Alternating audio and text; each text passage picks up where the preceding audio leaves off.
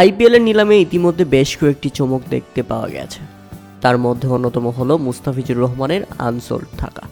অবাক হলেও এটাই সত্যি, মেগা নিলামে বাংলাদেশের এই তারকা পেসারকে পাত্তাই দেয়নি কোনো ফ্র্যাঞ্চাইজি ইতিমধ্যে। তাই তো প্রশ্ন উঠে গেছে অনেক।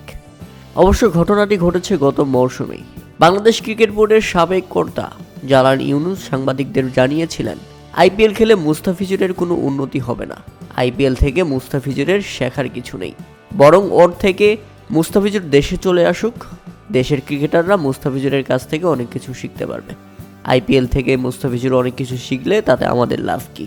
আর সামাজিক যোগাযোগ মাধ্যমে জিসান আহমেদ নামের এক সমর্থক লিখেছেন, গেলবার আইপিএল কভার করতে গিয়েছিলাম।